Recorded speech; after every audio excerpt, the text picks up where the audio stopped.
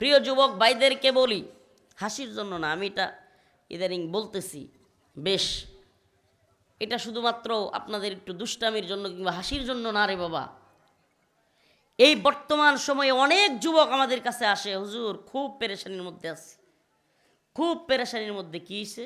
কই পড়াশোনা করছি, অনার্স দিছি, মাস্টার্স দিছি, হুজুর চাকরিও হয় না, বিয়ে শাদিও করতে পারতেছি না, এবং পরিবারের হালও ধরতে পারতেছি না, প্রচুর পেরেশানি। এই যে পেরেশানি, এই যে এক ধরনের মুসিবত, অনেক যুবক আমাদের কাছে আসে, তাদের হালাত আপনাদের সামনে বলতেও পারবো না। আমাদের মা বোনেরাও শুনছে, অনেকেই শুনছেন। শুধু এতটুকু বলি, এরা এক অন্ধকার জগতে ঢুকে যাচ্ছে। এদের কেউ এই সময়টাতে চাকরি না পেয়ে, বিয়ে করতে না পেরে নাউজুবিল্লাহ আল্লাহর নাফরমানিতে ঢুকতেছে। এই ছোট্ট এক স্মার্টফোন অন্ধকারের এক জগতে ওদেরকে নিয়ে যাচ্ছে। ফরেন ইন্ডাস্ট্রির এক খারাপ জগৎ এখন এত সহজলভ্য হয়েছে। ইন্টারনেটের এই গতি, 4G 5G এর জামানায় যুব সমাজ নিজেদের জীবনকে অকাতরে, নিজেদের তাকওয়া বিলীন করে দিয়ে নিজেদের জীবনকে ধ্বংসের দিকে নিয়ে যাচ্ছে। সেই ছোট্ট রুমের ভিতরে, কম্বলের ভিতরে, রুমের দরজা লাগিয়ে সে কি গুনাহ করতেছে আপনি আমি কেউ জানি না।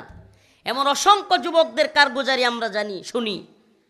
এই যে যুব সমাজ এই অন্ধকার জগতে চলে যাচ্ছে, এই দায় শুধু ওই যুবকদের নয়, এই দায় এই সমাজের, এই রাষ্ট্রের, এই সিস্টেমের সব কিছুর দায় আছে,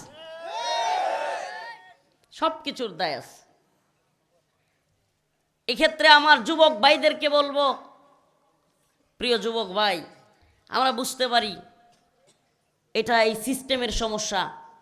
এই সিস্টেম এমন এক সিস্টেম যে এখানে লক্ষ লক্ষ যুবককে বেকারের নাম দিয়ে ফেলে রাখা হয়েছে। শিক্ষিত যুবক বেকারের অভাব নেই। সমাজের মধ্যে এক ধরনের বৈষম্য তৈরি করা হয়েছে। যে টাকাওয়ালা ও আরও টাকা কামায়, যার নাই ওর কিছুই নাই। এমন এক সিস্টেম তৈরি করা হয়েছে, এমন এক অবস্থান তৈরি করা হয়েছে। এই সমাজ থেকে আমাদেরকে মুক্তি দিতে পারে, একমাত্র আমাদেরকে মুক্তি দিতে পারে কোরআন সুন্নাহ অনুযায়ী রাষ্ট্র ব্যবস্থা। কোরআন সুন্নাহর রাষ্ট্র ব্যবস্থা ব্যতীত আল্লাহ পাক বলেছেন এই ব্যবস্থার কোনো পরিবর্তন হবে না। তবে আপনাদেরকে আমি নসিহা করব, আপনাদের প্রতি আমার ভাই হিসেবে উপদেশ থাকবে যে আল্লাহর দিকে ফিরে আসেন, সবর করেন। আল্লাহ পাক বলছে যে আইয়ুহাল্লাযীনা আমানুস্তাঈনু বিস-সাবরি ওয়াস-সালাহ ইন্নাল্লাহা মা'আস-সাবিরিন। যে ব্যক্তি আল্লাহর কাছে নামাজ এবং সবরের মাধ্যমে চায়, আল্লাহ তাআলা তাদেরকে দান করেন। সুবহানাল্লাহ।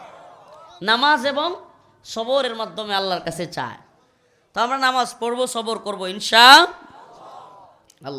আল্লাহ তাআলা আমার এই আলোচনা যে অঞ্চলের যুবকেরা যুবতীরা শুনছে, আমাদের এই ভাই বোনদেরকে দ্রুত বিয়ের ব্যবস্থা করে দিক। আরো জোরে বলেন আমিন। যে যত জোরে আমিন বলবেন তার বিয়ে তত তাড়াতাড়ি হবে। জোরে বলেন আমিন। প্রিয় ভাইয়েরা আমার, বন্ধুগণ আমার, আমি সুবহানাল্লাহ, আল্লাহ যদি আমারে কোনোদিন ক্ষমতা দিত, মানে আমি গণহারে বিয়ের ব্যবস্থা করতাম। যেই বাবা মা বিয়ে করায় না, এদের প্রত্যেকটাকে 20-25 বছর হয়ে যাওয়ার পরেও একটা নির্দিষ্ট বয়স দিতাম যে 20-21 বছরের পরে বিয়ে না করাইলে এদেরকে জেলে নেওয়া হবে। এই বাপ মাদের জরিমানা করতাম। এই পুরা সমাজ, এই পুরা রাষ্ট্র খারাপ হয়ে যাচ্ছে। পতিতালয় বেড়ে যাচ্ছে, জিনা বেড়ে যাচ্ছে, পাপাচার বেড়ে যাচ্ছে, অশ্লীলতা বেড়ে যাচ্ছে, অবৈধ রিলেশন, বিবাহ বহির্ভূত সম্পর্ক বেড়ে যাচ্ছে। এক পাপাচারের সমাজ তৈরি হয়েছে। এত নোংরামি যদি সমাজে বাড়তে থাকে, অসভ্যতা বাড়তে থাকে, পাপাচার যদি বাড়তে থাকে, ওই সমাজে আল্লাহর আযাব আসবে কি আসবে না? বলেন আসবে কি আসবে না? যুবকদেরকে, যুবতীদেরকে বৈধ পন্থায় বিয়ের ব্যবস্থা না করে আপনি যদি আটকে রাখেন, আপনি যদি বাধাগ্রস্ত করেন, তথাকথিত রাষ্ট্রীয় আইন বানাইছে 21 বছরের আগে বিয়ে করানো যাবে না, 18 বছরের আগে মেয়ের বিয়েও দেওয়া যাবে না। 21 বছরের আগে বিয়ে করতে পারবেন না, কিন্তু পার্কে যেতে পারবেন। 18 বছরের আগে মেয়ে বিয়ে করতে পারবে না, কিন্তু রমনা পার্কে যেতে পারবে, হোটেলে যেতে পারবে। নাউজুবিল্লাহ, নাউজুবিল্লাহ বলে। এক বাজে সিস্টেম আমাদের সমাজকে এমন ভাবে আঁকড়ে ধরেছে, এমন নোংরা পরিবেশ তৈরি করেছে, আমাদের ভয় লাগে ভাই। আপনাদের লাগে কিনা জানি না, এই যে বড় বড় ভূমিকম্পগুলো হইতেছে না হুট করে, নাউজুবিল্লাহ, আল্লাহ পাক কোনো জাতির দিকে রাগান্বিত হইলে, ক্ষুব্ধ হইলে, ওয়াইদ হাদিসের মধ্যে আসছে দমকি, আল্লাহ তাআলা শাস্তি স্বরূপ ওই সমাজে, ওই রাষ্ট্রে আল্লাহ তাআলা ভয়াবহ শাস্তি দেন।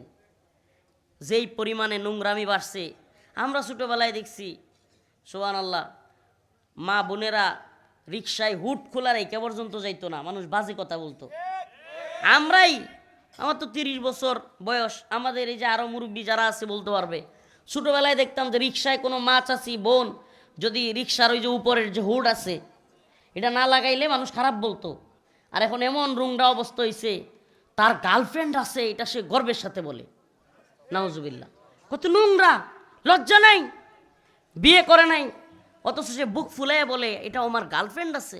এই 5-7টা বন্ধু বান্ধব একসাথে হইলে হঠাৎ করে একটা ফোন আসছে, এই চুপ কর আমি একটু কথা বলি, আলাদা চলে যায়। মানে এটাকে হাসতেছেন আপনি? এই নোংরামিকে, এই গুনাহকে নর্মালাইজ করা হয়েছে সমাজে। এখন এমন অসংখ্য যুবক আছে যাদের এই ধরনের অশ্লীল সম্পর্ক নাই, বেহায়াপনার সম্পর্ক নাই, তারা নিজেদেরকে ছোট মনে করে, আমার সম্পর্ক নাই, হারে আমার যদি এটা থাকতো, আস্তাগফিরুল্লাহ। অথচ সেই যুবক বাবা মার সামনে গিয়ে বিয়ের কথা বলতে ভয় পাচ্ছে, বিয়ের কথা বলতে লজ্জা। দুনিয়া পুরো উল্টা মারছে। মানে যেইটা হওয়ার কথা ছিল লজ্জার, বিবাহ বহির্ভূত সম্পর্ক হওয়ার কথা ছিল কি লজ্জার। হাই হাই, এটা কিভাবে সম্ভব? আমি মুসলমানের বাচ্চা, আমি বিয়ে ছাড়া একটা মেয়ের সাথে কথা বলি, বিয়ে ছাড়া একটা মেয়ের সাথে সম্পর্ক রাখি, বিয়ে ছাড়া নাউজুবিল্লাহ একটা মেয়ের সাথে অবৈধ মেলামেশা করি। এটা ভয় থাকা দরকার ছিল, খেয়ান ভয় নাই, উল্টে গেছে। এখন ওইটাকে গর্ব কইরা বলে, ফোনে সেভ করে নাম্বার, আর বিয়ের কথা বলতে ভয় পায়। নাউজুবিল্লাহ বলবেন না? সমাজ উল্টে যাচ্ছে, এই নোংরা সমাজ ব্যবস্থার দিকে আমরা চলে যাচ্ছি। আল্লাহ তাআলা আমাদেরকে ভয়াবহ শাস্তির মধ্যে পাকড়াও করবে। আমি আবারও বলছি, যেই বাবাদের অবস্থান আছে, সম্পদ আছে, টাকাও আছে, তবুও ছেলেকে বিয়ে করায় না, তবু মেয়েকে সময় মতো বিয়ে দেয় না, কয় নিজের পায়ে দাঁড়া, নিজের পায়ে দাঁড়া। বাবারে, ও কি আমনের পায়ে দাঁড়ায় আছে?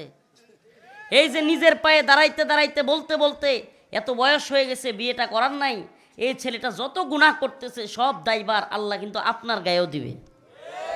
এই জন্য আপনাকেও পাকড়াও করা হবে। আল্লাহ তাআলা সঠিক বুঝদান করুক, জোরে বলে না আমিন। ওয়াজটা বিয়ার না, ওয়াজটা তাকওয়ার। ওয়াজটা কিসের? তাকওয়ার, আল্লাহর ভয়ের। তো আল্লাহর ভয়ের যে সাইডগুলো আছে, গুনাহের ভয়াবহ সাইড, আল্লাহ তাআলা এই যৌন কামনা বাসনাটা এমন একটা গভীর পরীক্ষা দিয়েছেন যে আমার তো মাঝে মাঝে মনে হয় সুবহানাল্লাহ, যৌন কামনা বাসনা না থাকলে মানুষের কোনো পরীক্ষাই ছিল না, অন্যগুলো পরীক্ষাই না। এবং আরেকটা বিষয় দেখবেন সুবহানাল্লাহ, জান্নাতের যতগুলো আয়াত, জান্নাতের যতগুলো হাদিস, বেশিরভাগ নাজ নিয়ামতের মধ্যে সবচেয়ে বেশি যেটা বলা হয় যে আল্লাহ তাআলা জান্নাতে গেলে হুর দিবে। কি দিবে? তাইলে বোঝা যায় এটা খুব আকর্ষণীয় একটা বিষয়। সুবহানাল্লাহ ওয়া বিহামদিহি, মানে এটা কত গুরুত্বপূর্ণ। আপনাদেরকে 3টা বিষয় বলি, যেই জিনিসগুলো একটা না থাকলে আরেকটা হবেই, একদিক না ঘটলে আরেক দিক ঘটবেই, এটাকে নিয়ন্ত্রণ করার সুযোগ নেই। বৈধ পন্থায় এটাকে চাহিদা নিবারণ না করলে অবৈধ পথে হলেও সেটা ঘটবেই। এর 1 নাম্বার জিনিস হলো ক্ষুধা, পেটের ক্ষুধা। কি? পেটের ক্ষুধা। কেউ যদি সহজ খাওয়ার ব্যবস্থা না করে, সকালেও খায় নাই, দুপুরেও খায় নাই, রাতেও খায় নাই, 3 বেলায় খায় নাই, পরের দিন সকালবেলা এই লোকটা কোনটা হারাম কোনটা হালাল চিন্তাও করবে না, জোর হইলেও খাবে। ক্ষুধার, পেটের ক্ষুধা এরকম। ঠিক তেমনিভাবে যৌন চাহিদা প্রত্যেকটা পুরুষ এবং নারীর। এই জন্য আমি তো বলি, আমি না, উলামায়ে কেরাম বলেন, স্ত্রীকে বাড়িতে রেখে যারা বিদেশে যায়, এদের 4-5 বছরের বিদেশে যাওয়া জায়েজ নাই। উলামায়ে কেরাম আছেন, কিভাবে সম্ভব হইতে পারে? ওই স্ত্রীর দায়ভার কে নিবে? তার দায়িত্ব কে নিবে? আপনার যদি বিদেশে যেতে হয়, কর্ম করে খেতে হয়, আপনি তাকে নিয়ে যান। আমি জানি এই আলোচনাগুলো অনেকের ভালো লাগবে না, কিন্তু কিছু করার নাই। ওই মা, ওই বোন, তার কষ্ট পৃথিবীর আর কেউ বুঝবে না। প্রিয় ভাইরা আমার, বন্ধুগণ আমার, কথাগুলো একটু আনকমন মনে হচ্ছে, কিন্তু আমাদেরকে বলতে হচ্ছে। 3টা চাহিদা, খাবারের চাহিদা, শারীরিক চাহিদা, এগুলো সহজভাবে যদি কেউ বিয়ের মাধ্যমে পূরণ না করে, বিয়ের মাধ্যমে যদি কেউ পূরণ না করে, তাইলে অবৈধ পথে হলেও পূরণ হবেই। নাম্বার 3, রাগ। রাগ যদি কেউ কন্ট্রোল না করে বৈধ পন্থায়, তাইলে খারাপ দিকে হইলেও ওই রাগ কাজে লাগবেই। রাগ আবার বৈধ পন্থায় কাজে লাগায় কেমনে? সুবহানাল্লাহ, জিহাদের মাধ্যমে। কিসের মাধ্যমে? যদি আপনি ওই আপনার রাগকে জিহাদের পথে, শাহাদাতের পথে যদি আপনি আপনার রাগকে ডাইভার্ট করতে না পারেন, তাইলে দেখবেন খালি এলাকায় কোনো কিছু হইলে আপনি লেংডি মারতে মন চাইব, লাঠি লিয়ে দৌড় দিতে মন চাইব। কারণ আপনার যে রাগ আল্লাহ দিছে, আপনার যে সামর্থ্য আল্লাহ দিছে, আপনার যে সাহসিকতা আল্লাহ দিছে, এটাকে আপনি যদি কাফের মুশরিকদের বিরুদ্ধে, বাতিলদের বিরুদ্ধে কাজে না লাগান, তাইলে দেখবেন আশেপাশে হুদাই ঝগড়া করতেছেন। কথাটা কি বুঝাইতে পারছি? প্রিয় ভাইরা আমার, বন্ধুগণ আমার, আসুন আল্লাহর দিকে ফিরে যায়। আল্লাহ তাআলা ডাকতেছেন, আল্লাহ তাআলা ডাকেন, সুবহানাল্লাহ, এমন ডাকেন যে আল্লাহ পাক বান্দারে এত পছন্দ করেন। আরে এই দুনিয়ায় তো একদিন ভুল করলে, 2 দিন ভুল করলে, অফিসের মধ্যে যদি একদিন কেউ না যায়, অফিসের যে লোক আছে মালিক ধমক দেয়, 2য় দিন না গেলে গালাগালি শুরু করে, 3য় দিন কেউ অফিস মিস করলে হুমকি দেয়, যা বেটা তুই চলে যা, তোর চাকরি করবার দরকার নাই। ঠিকই ঠিক না? কিন্তু আমাদের একজন মালিক আছে, যেই মালিক 1 দিন 2 দিন না 3 দিন না, 100 দিন আপনি আমি ভুল করি, 1000 দিন আমি আপনি ভুল করি, যত ভুল করি না কেন, আমার আপনার মালিক ডাইকা বলেন, ইল্লা মান তাবা ওয়া আমানা ওয়া আমিলা আমালান সালিহান,